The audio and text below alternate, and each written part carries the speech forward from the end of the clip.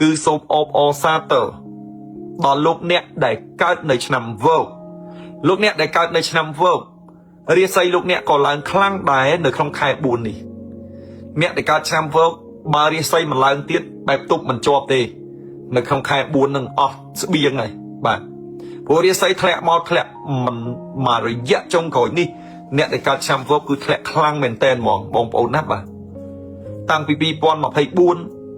ពេល2024វងថាមិនអីទេผมធ្លាក់2024ធ្លាក់ទៅចាំចូលដល់2025មកលេងអីចូលដល់2025ទៀតបើទៀតក៏ទៀតទៅចូលដល់2026លេងអីចូលដល់2026ទៀតបាទអញ្ចឹងអ្នកដែលកើតនៅឆ្នាំវោកបើនិយាយអំពីជោគជតារាសីនៅតឹងមិនតាន់បានល្អទេប្រហែលខែប្រហែលឆ្នាំចុងក្រោយនេះម្នាក់រស់ដោយកម្លាំងចិត្តទេណាបងប្អូនអ្នកកើតឆ្នាំវោកមិនមែនរស់ដោយកម្លាំងកាយអស់ហើយអត់មានអីតស៊ូប្រយុទ្ធតទៅទៀតទេអស់លីងទៅបងប៉ុន្តែបើនិយាយពីកម្លាំងចិត្តនៅមានពេញបរិបូរណ៍បាទប្រឹងតស៊ូណាហើយមិនប្រឹងដើម្បីខ្លួនឯងទេរងថ្ងៃនេះអ្នកកើតឆ្នាំវឹកប្រឹងដើម្បីអ្នកជុំវិញខ្លួនបើអញងាប់ទៅកូនអញបានអីស៊ីបើអញងាប់ទៅបងប្អូនអញបានអីស៊ីវាចឹងព្រោះអាអ្នកកើតឆ្នាំវឹកនេះមកជីវិតណាគឺកើតឡើងដើម្បីតែជួយគេកើតមកដើម្បីតែលះបង់ដើម្បីគេកើតមកដើម្បីធ្វើតែអំពើល្អកើតឡើងដើម្បីតែប្រឹងដើម្បីអ្នកជុំវិញខ្លួនប៉ុន្តែសួរតែអ្នកដែលជុំវិញខ្លួនហ្នឹងគេមើលឃើញអំពីតម្លៃនៃការប្រឹងប្រែងរបស់អ្នកកើតឆ្នាំវឹកដែរឬទេចម្លើយអត់ទេអត់មានទេបាទជួយគេឲ្យយកអាសាគេឲ្យគេស្អប់ទៀតស្រឡាញ់គេឲ្យលះបង់ដើម្បីគេឲ្យចុងក្រោយគេស្អប់ទៀតជីវិតអ្នកកើតឆ្នាំវឹកមកជីវិតរកសុខមិនបានស្គាល់ក្តីរំខានគ្រប់ពេលវេលាណាបាទគឺអត់មានដៃមានសុខទេជួយគេណាគេមើលដៃឃើញទេអញ្ចឹងមិនផ្ដាំថាបើមានបងមានប្អូនមានកូនមានក្មួយកើតឆ្នាំវឹកអាណិតវាផងមើលវាផងបាទអ្នកដែលកើតឆ្នាំវឹកក្បាលមួយទូលផែនដីតែឯងគិតតែឯងដោះស្រាយតែឯងណាអត់មានអ្នកណាមកជួយគិតយើងទេហើយគេស្អប់យើងទៅទៀតណាធ្វើគុណបានទោសអញ្ចឹងអ្នកដែលកើតឆ្នាំវឹកណាល្មមរៀនអាត្មានិយមអីគិតពីខ្លួនឯងទៅកុំគិតអ្នកដទៃច្រើនជាងខ្លួនឥឡូវនេះអ្វីវាល្អអ្វីវាក្រាន់បើមកវិញជាបណ្ដាហើយសម្រាប់លោកអ្នកដែលកើតនៅឆ្នាំវឹកពេលនេះលែងវេទនាឲ្យគេមើលងាយទៀតហើយមែនទេវឹកពេលនេះនឹងហេងហើយនឹងកាក់កបខ្លាំងចាប់ពីពេលនេះតទៅអញ្ចឹងអ្នកដែលកើតឆ្នាំវឹកនៅក្នុងខែ4នេះរាសីចាប់ដើមឡើងដូច្នេះអ្នកដែលចង់ធ្វើកិច្ចការងារអ្វីគ្រប់បែបយ៉ាងគឺគួរតែបញ្ញាប់ធ្វើរួចណាបាទបញ្ញាប់ធ្វើឲ្យហើយកុំទុកឲ្យវាមានសៅមងនៅក្នុងចិត្តតទៅទៀតអញ្ចឹងអ្នកដែលកើតនៅឆ្នាំវឹករាសីឡើងខ្លាំងនៅក្នុងខែ4ចាប់ពីខែទៅយើងហេងយើងកាក់កបយើងរីកចម្រើនយើងនឹងបានផលល្អប្រសើរមកវិញគ្រប់បែបយ៉ាងហើយអ្នកដែលកើតឆ្នាំវឹកបើរាសីឡើងហើយមានលុយហើយប្រយ័ត្នទៅប្រភ្លឺចាញ់បោកគេទៅទៀតណាព្រោះមកជីវិតនេះជួយគេមិនដែលបានគុណទេអ្នកកើតឆ្នាំវឹកហ្នឹងជួយគេឲ្យយកអាសាគេឲ្យលះបង់ដើម្បីគេឲ្យចុងក្រោយយើងអ្នកខុសតទៅទៀតឆ្អែតជីវិតឆ្អែតសូម្បីតែម៉ែបកើតមិនស្រឡាញ់យើងផងកុំថាឲ្យអ្នកដទៃអញ្ចឹងឥឡូវអ្នកដែលកើតឆ្នាំវឹកគឺដល់ពេលវេលាដែលយើងចាប់ផ្ដើមនឹងរៀនអាត្មានិយមខ្លះឲ្យបង្រៀនឲ្យចេះហ្មងកុំល្ងងពេកបាទអញ្ចឹងអ្នកដែលកើតឆ្នាំវឹកលេខសំណាងលេខ929ពណ៌សំណាងពណ៌សុកាឡា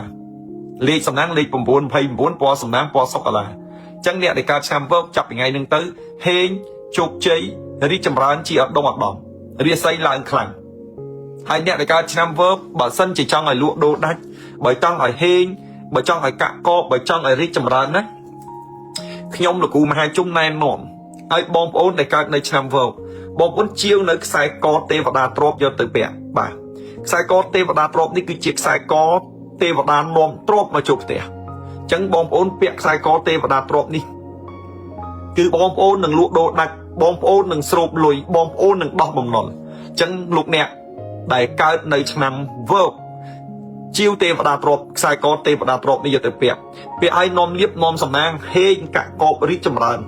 បងប្អូនធ្វើអ្វីក៏បានកាក់កបបងប្អូនធ្វើអ្វីក៏បានជោគជ័យដែរព្រោះទេវតាទ្រព្យគឺជាទេវតានាំលៀបនាំសំណាងកាលណាយើងទៅពាក់ទៅគាត់អ្នកកាន់លុយគាត់ជួយយើងឲ្យមានលុយហើយអញ្ចឹងយើងរកស៊ីអីយើងកាក់កបបុកលបហ្នឹង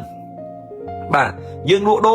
រដាច់យើងធ្វើការយើងមានចំណូលលុយចូលអញ្ចឹងបងប្អូនជាវនៅខ្សែកទេវតាទ្រព្យនេះយកទៅពាក់នឹងជួយឲ្យយើងមានលៀបមានជ័យលក់ដូរដាច់រកស៊ីមានបានកាក់កបកុំថ្កើង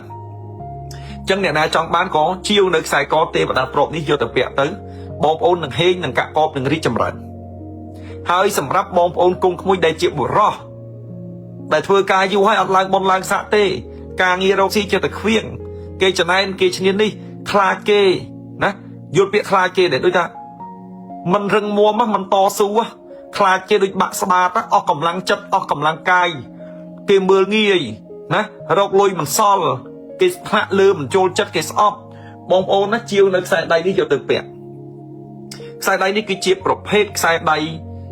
ông cam bồ ran bạc xài đây đi cái chiếc prophet xài đây ông cam bồ ran đại miên cái thai rẻ xài chẳng bong ôn vô từ bẹt cứ nâng nôm liếp nâng nôm sòng nang nâng hên nâng cạ cọp chẳng xài đây ní cứ xài đây bồ ran đại sầm nhập vô từ bẹt cà pia mà rồi côn cà pia cột nè cà pia miên bành hạp xên cà pia crop rồng xêu cà pia ông pơ phơi ngọn ngấtជួយយើងមានរឹតអំណាចដេកជះឈ្នះអស់មានសត្រូវហើយកាក់កបរិចចម្រើនអញ្ចឹងបងប្អូនជាវនៅខ្សែ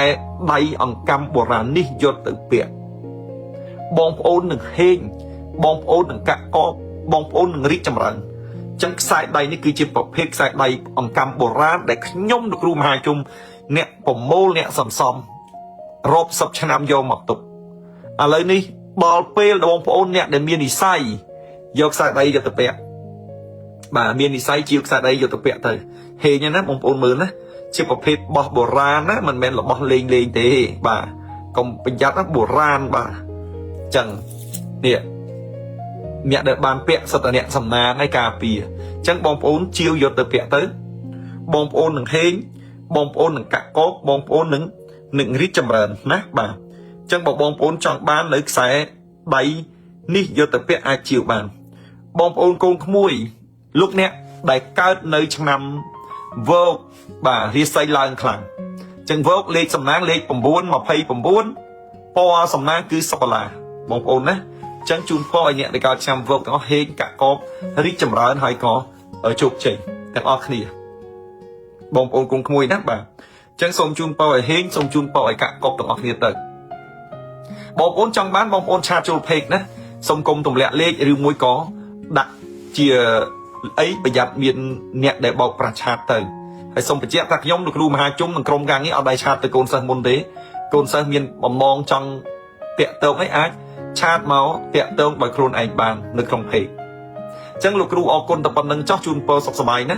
បាទហេងហើយក៏កាក់កបជោគជ័យសូមអរគុណសូមជម្រាបលាបងប្អូនបាទ